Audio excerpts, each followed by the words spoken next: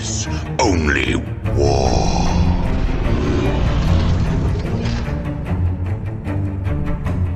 What is up, gents? 40k Dirtbags here. We got a battle report for you today. We're doing Chaos Space Marines versus Grey Boars. We actually played Chaos Space Marines against a fellow Patreon.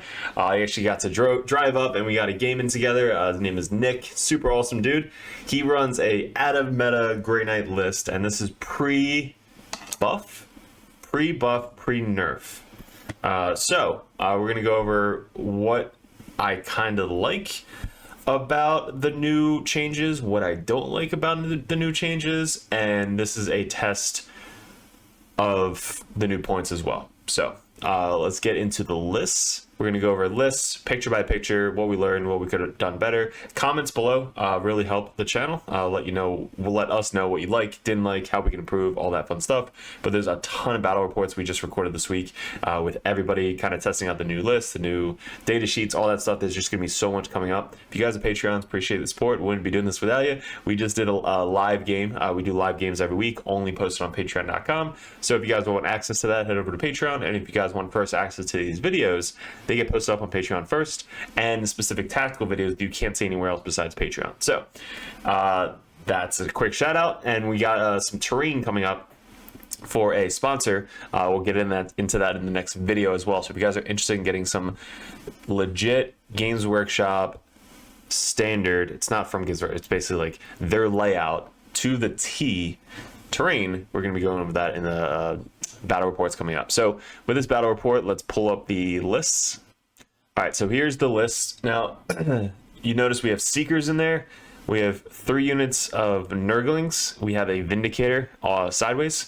We have a unit of Bikes, a unit of Legionnaires, Abaddon, 2 units of Cultists, Nurgle, a Undivided Forge Fiend, Nurgle, a Cursed Cultist, and Venom Crawler, and then we got the Hellbrute. The Hellbrute is insane, and we have 4 Obliterators under this thing. So what would have changed since the post nerf is the Cursed would have went up, and the Seekers, they need to have a Slaanesh battle line unit in the army, which would be Demonettes. So you'd have to bring Demonettes in order to bring the Seekers now for Chaos Space Marines. The Nurglings are fine because they're already battle line. And the biggest thing we lost was the Undivided rerolls for the Undivided Forge Fiend. That was really it. And obviously the Cursed Cult is coming back, but we'll get into that. So his list, like I said, off meta list, we have 6 Razorbacks, all with the soul cannons, 3 of the Melta spear, Melta on the top, and the blades, dozer blades. We have a unit of Inquisition henchmen. We have an assassin somewhere right there. We got the assassin, tech priest, all of them. We have 3 purifiers and then 3 purgation, and then we have a strike. And then these guys are 8 servitors with 4 multi-meltas in the squad paired up with the tech priest. Really cool tech that he did, which was, we'll go over, basically coming down within 3, unloading all the melta, +1 to hit, and +2 to hit because they're with the tech priest, but +1 to hit, and then just melting whatever the fuck they want. All right, so this is really cool. So we actually paid somebody to put the LED lights in all of his dreads, so it looks just badass. Okay, this was the setup. This is the terrain. So we basically played 1, 2, 3 in the center. Purge the foe. So this one's super fun. I love playing this mission because anytime you kill somebody, you get points. Anytime you have more objectives, you get points. If you just can kill more people every single turn, you get a ton of primary, and you just have to hold 1 to get 4 points for secondary. So we did eat because this is our Monday night gaming. So we have the corner deployment. So from 30 inches in all the way to the corner, and then from 30 inches in all the way to the corner. We are using the clear acrylics. I do have the sponsor who got us laser etched Dirtbags, which will be in the upcoming videos, but clear acrylics. This is all ruins, first floor line of sight blocking. Can't see through these, and there's a little acrylic right here as well. So we got the little mosh pit in the center. And then we got the acrylic at the top here, and then the acrylic over there. So my deployment was pretty simple, going straight on the line over here. And then his was just the same thing, but a lot more vehicles on his side. So this was just a stress test of how much vehicles we can kill for Chaos Space Marines with the rerolls of Abaddon and the Hellbrute. But we have our bikes up here with a unit of Accursed Cultists in Nurgle, which I would not recommend them moving forward. We have Nurglings right here. The other Nurglings are in Deep Strike. Unit of Cultists right there. Seekers, which they're going to have the Scout move 9. Everything else is in the back, casted up over here. And he just basically has everybody lined up out here with the Henchmen in the back. And then he's got the Tech Priest with the Servitors in Deep Strike and one of the vehicles walking on. All right, so he gets first. We scout moved 9 over to here just so we can get behind. I think we started here and then we just scout moved 9 this way just so we can get behind here. He's able to get some line of sight onto my Seekers and then line of sight onto the Nurgling. So basically just moved up 12 on all of the tanks just to try and get up and get line of sight of everybody. The vehicles then moved up. He can get out of the vehicles. I don't think he did. I don't think he wants to, just because he doesn't want to give me free attacks with his guys in his metal boxes, which was smart. He couldn't really get anybody on the Accursed Cultists. The bikes are behind the ruin, so we really just wanted to get this. Turn 1, he gets no prisoners, which is great for this mission, and extend battle lines, which is always great for tactical. So he has to control his backfield and control 1 in the center, which obviously he did. So he gets 5 for that, and then he actually winds up just shooting almost everything at these Nurglings right here. So he kills the Nurglings pretty easily. So we got 2 points for that. He got 4 for Purge the Foe, because he killed the Nurglings.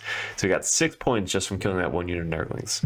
And then my turn, we actually get extend battle lines, which same thing as him, and then we got aerial denial. So we're basically going for this center objective right here, and we have to push out. So what Abaddon does, he does his full rerolls. We have the Hellbrute near 6 inches of my Vindicator, and then he's within 6 inches of... That's it. We didn't get any really rerolls from anybody else. This last cannon Legionnaire moved up to the 2nd floor so we can get line of sight onto the center dread right there. But the Vindicator, right, shoots 24 inches. We kind of just peek out his little dozer blade over here so he gets line of sight into this dread right here. How it works is you get full rerolls to hit with Abaddon. It's Nurgle, so you get to crit on 5s. And then with the Hellbrute, you also get to get lethals as well. So it's lethal and sustain. And the wording is if you Dark Pact, you crit on a 5. So when you look up crit, you actually get to crit with a lethal, and then you crit with a sustain because you now have both. So any 5s that you roll is auto wounding and exploding. So let's say I roll 6 dice, d6 plus 3, I get 6 attacks. I roll 6 dice, 4 hits, 2 or 5s. Those 2 get lethal, so you take them out, and then you add 2 more into the pot. You re-roll the 2 misses. Let's say you get 1 more 5. You take that 5, you take it out for an auto wound, and then you add another one because you sustain. So then you roll those 4 or 5 hits into wounding, and then those also wound as well as the ones you already wounded before. It's just insane.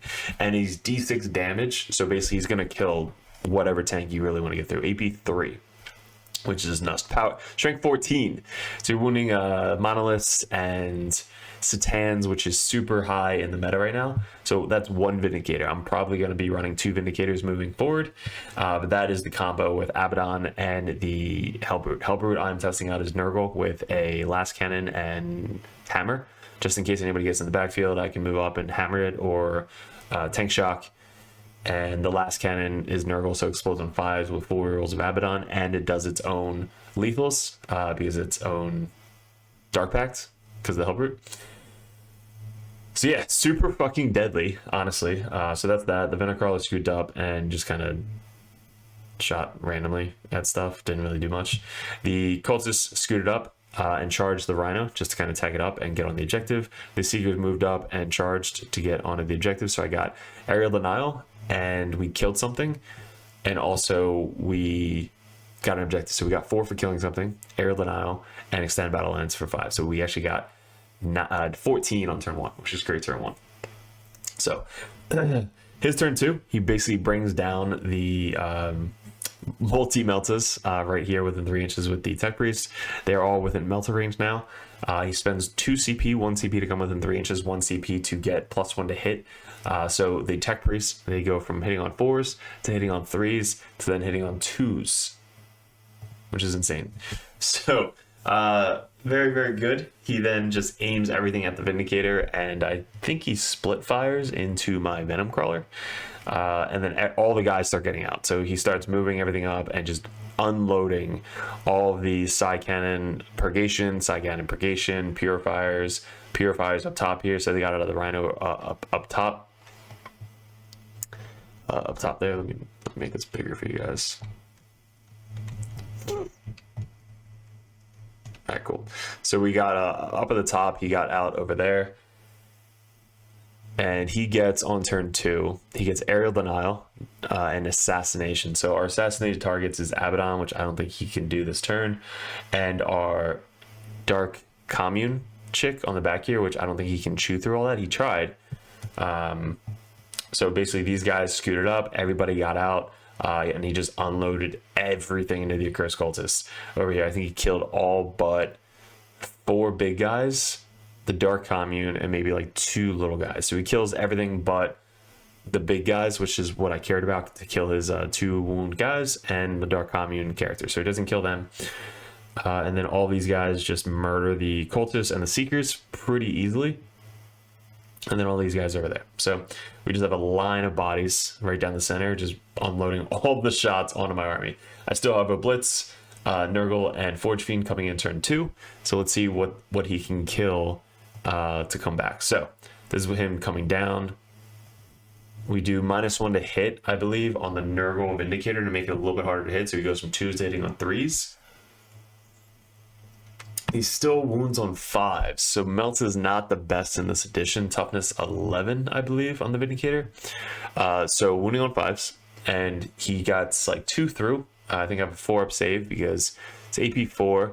I have cover, so it goes to AP 3, and I have a 2-up save. So 5s. I think it's just 5s. So 5 saves. I get down to 2 wounds. This guy made his 5-up invuln save, so this guy is left with 2 wounds on the Vindicator. I move back, and the guy has Sigil, which I forgot, so I actually moved back. Abaddon gets out of the Rhino, or gets out of the wall, so he kind of moves up. The Oblitz come down over here. Abaddon was still in range of the Oblitz, so he was still within 6 inches of the Blitz. Forge Fiend's within 6 inches of the Blitz, so Blitz, who are Nurgle, get exploding and rerolls, and crit exploding and lethals on 5s because they're Nurgle and they're within the 6 inches of the Hellbrute. Venom Crawler scooch up to try and charge the dudes that aren't there anymore because he missed the way. No, he sigils away. So basically I shot at him and then he sigiled away. And then up here we moved up and did our +1 to advance and charge on these guys, so they get +1 to hit, +1 to wound. They move up and they take out one of the 5-man units. I think he rolled like a lot of 2s. One of the 5-man units, he killed all them. We tie up the 2 tanks and we tie up this unit. They don't really kill enough back. The bikes move up and put all the plasma into the other unit. What else? We got what's left. We have 1 unit over here. A lot of the vehicles just blew up this turn. We killed one of the transports, 2 of the transports, 2, 4. We killed 2 of the transports. The other Walker Knight, and 1, 2 units here, 3 units there, and 1 unit there. So we killed 1, 2, 3, 4 units, 2 vehicles, and a Knight in 1 turn of shooting with the Vindicator, the Venom Crawler, all of the Oblitz just split firing, killing all the tanks, and then Abaddon moving up, shooting, and then charging the unit and tank that was right here. And he just murders those two. The Forge Fiend actually walked on and helped. So the big difference between the Forge Fiend now and before is the Forge Fiend probably has to start on the table to be within 6 of the Abaddon to get the full rerolls to hit, because hitting on 3s is not the best, especially if they have like smoke or something like that. But I did spend a CP to get full rerolls to hit and wound on the Forge Fiend. So that is what changed moving forward. So you won't be able to do that anymore. You're only going to be able to reroll wounds, which again, it would be worth it if you put him near Abaddon. But I think the Nurgle now is better than the Undivided, just because if you put Nurgle near Abaddon, you crit and auto wound on 5s with the Forge Fiends. Yes, you won't be able to get reroll wounds, but you're going to do a lot of exploding and auto wounding on 5s. Nurglings came down over here. We got Investigate Signals, which we did 1 in that corner, 1 in that corner, and 1 back here. So they got a 6 for Investigate Signal. And then we got 0 for Tempting Target, because I think he did Tempting up here, which I wasn't able to get onto. So didn't tempt that target, but I did get 12. I had more objectives, or objectives than he did. And then I got 1 objective, and then I killed more than him, so I got 8 for killing, so it got me 12 for primary. He got 12 last turn because he held more objectives than me and killed 1, so he got 12. So we're still kind of tied in that case. So turn 3, I starting to lose a lot of units, but I have really hard hitting units left, but they're all kind of spread out. He walked on his knight in the bottom here. We surrounded it by Nurglings, because I think they deep struck, and then we made that charge. The tank moved back this way. These Nurglings are still there. They killed my Forge Fiend that was over here with the Meltas of the guy walking on over here. Abaddon moved over here. He has no Legionnaires left, so he's just going to kind of walk up and charge the Knight. The guys missed over here. 3 purgations. These guys are still chilling on the backfield, getting them a ton of points. This Rhino backs up. He's got his missile still left. That's the little marker. We finish off the rest of stuff over here with the Blitz. So Blitz, scoot over, get line of sight, and finish off these tanks. And the infantry finish off the other infantry. The plasmas also help. AP3, 2 damage when you explode and overcharge. Hellbreed is kind of slow, so he's just sitting on the objective waiting, giving these guys the lethals and sustain. And Abaddon just screaming, running at the Knight down here. So that's that. So all he has left is this Knight surrounded by 3 Nurglings, and if he falls back or desperate escape, he on a 1 or 2 he dies. And then he's got 1, 2 tanks left with 1 unit of 3 and some Inquisition up here. So on his turn, he gets Bring It Down, which he killed my Forge Fiend, and the Vindicator, and the Venom Crawler. So he gets a lot of tanks dead. So he got 6, and then engaging all fronts, he got 5, because he was able to get his multi-melted dudes down here again. Just keep doing 1 CP, coming within 3. So got 1, 2, 3, 4 quarters. So he actually had a really good turn there.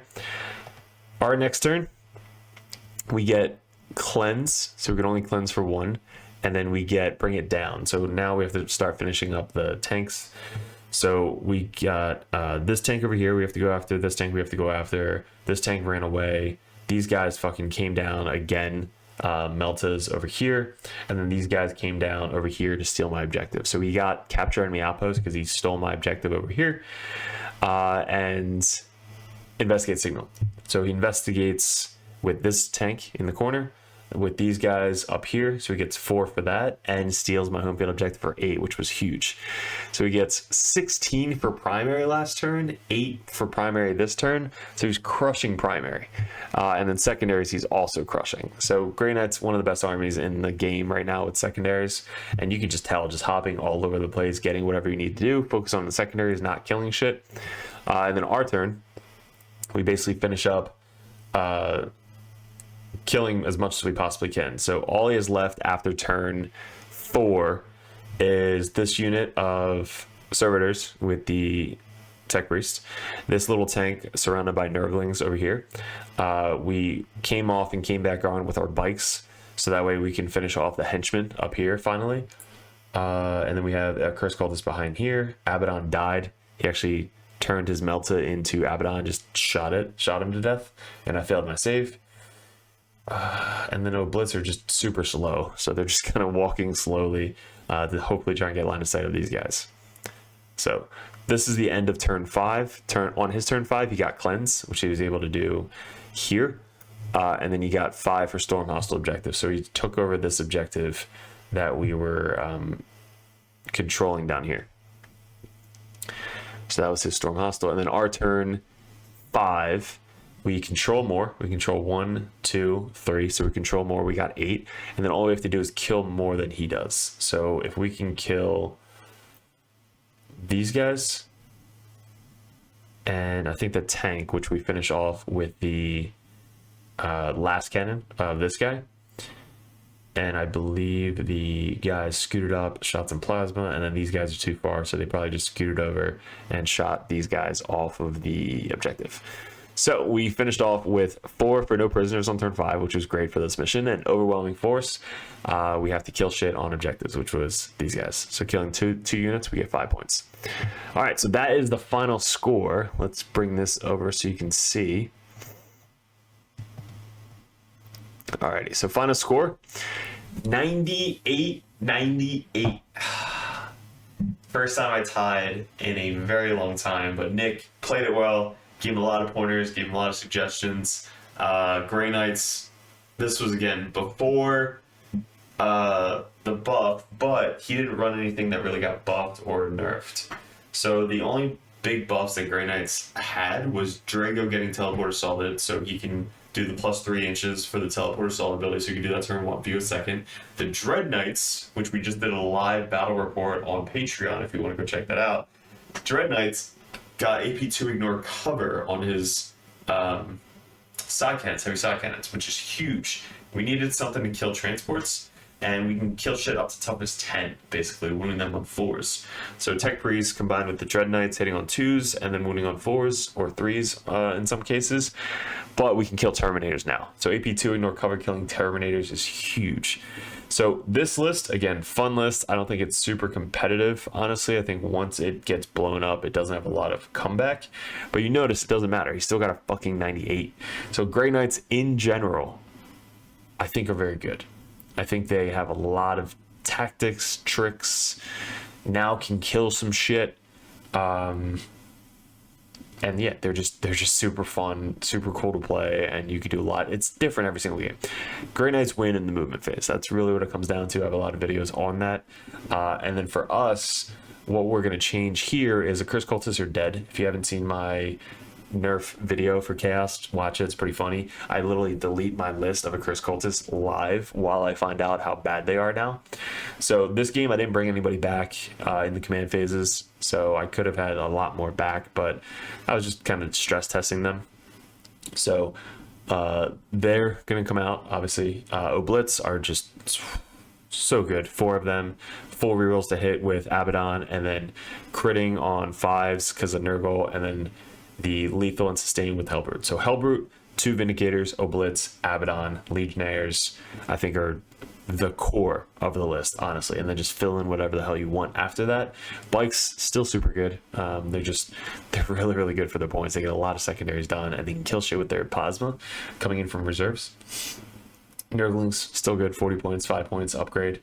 Still really good. Seekers, I did make a list. I did do 2 Nurglings, Seekers, and Demonettes. So I have to test out the Demonettes in the next battle report. But Demonettes with Seekers, because Seekers are still fucking good for Chaos Space Marines, blocking out, Scout 9, Speed 14, +1 to charge with a reroll charge is huge, especially on turn 1, and really good for turn 1 secondaries. So that's why I think Seekers are going to stay in the list for competitive play. But I will bring a competitive list for Chaos Space Marine coming up on the battle report. All of these come up first on patreon.com, so it's $1 a month. We're going to be upgrading soon, guys, once we hit 10,000 subscribers, which we are getting close to. By the time you see this video, we should be even closer. We're about 2,000 away, which I think in 2 months we should be able to. We're averaging about 1,200 subs a month, guys, so appreciate it. Make sure you hit that subscribe so we hit that mark. But 2 more months probably we're going to be upgrading the Patreon. It's going to be, I think, $2 to $3 instead of $1, so you want to save 50%. And Patreons get a lot more, specifically on patreon.com. So we are upgrading once we hit 10,000. We're going to be getting jerseys, t-shirts, hats, representing the Dirtbags. And if you guys want dice, we sell Dirtbag dice. These objective markers are up for sale. We have Callous Assassins, Codiez, we're getting Phobos Librarians, and what else? The Phobos character from Space Marines, the one that could like move and It's really cool. So we're getting those up for sale as well. So if you guys are interested, hit me up on Discord. But guys, appreciate it. Let me know in the comments below if you like these types of battle reports, the 30-minute battle reports. And we'll see you in a ton of more battle reports coming up on the channel. So appreciate it. Good luck, and we'll see you in another video soon.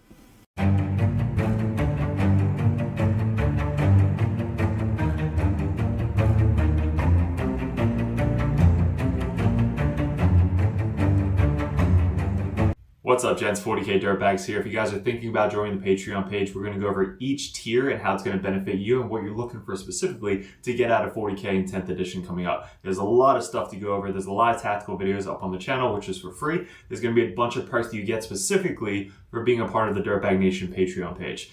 So first off, we have the first tier, which is $1 a month. You guys get first access to the videos over at patreon.com. You also get access to the Discord, which is specifically a private link in the Discord that only Patreon members can see. So you guys will have first access to that. Also a benefit is Patreons over the Dirtbag Nation get live streamed games on patreon.com streamed from YouTube, but this only links specifically for the patreons.com. So not only do you get first access to these videos, you also get to see live stream games specifically only on patreon.com.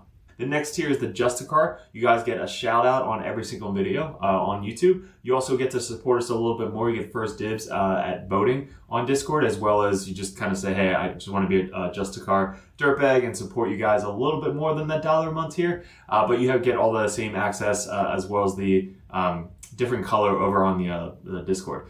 So the third tier is the competitive Dirtbag. This tier, you get a lot more one-on-one coaching. This is a lot of the Dirtbags over on the Dirtbag Nation. They are able to send out messages one-on-one, go over list ideas, tactics, anything you guys want to talk about. When I was getting into 40k, or really any game in general, I always wanted to message the top players in the meta and just ask them questions. This $10 a month tier gets you that opportunity to message us one-on-one on Discord, so that way we can actually coach you, give you our insights, suggestions, and that's going to get you better at the 40k 10th edition as a whole. So that tier alone, just $10 a month to have one-on-one coaching, one-on-one messages anytime throughout the month, that's going to be a perfect tier for you guys. Even if you're brand new to the game, we go over 1,000 point list, 1,500 point list, 2,000 point brand new starting list, team list, anything you guys need. That's what the competitive Dirtbag tier is for. Also, you get a little bit red number name tag on Discord, so people know that you're really serious about getting into the competitive scene. The Grandmaster Dirtbags. This is the all-in-all $25 a month tier. You get one-on-one coaching, everything we said prior to this, but you guys get to see me, Mike, any of the other Dirtbags play your specific list that you want to see tested out live on one of our battle reports. You guys get to mention, suggest videos you guys want to see coming up on patreon.com. So you guys get the above first tier benefit of everything that we do over at Dirtbag Nation.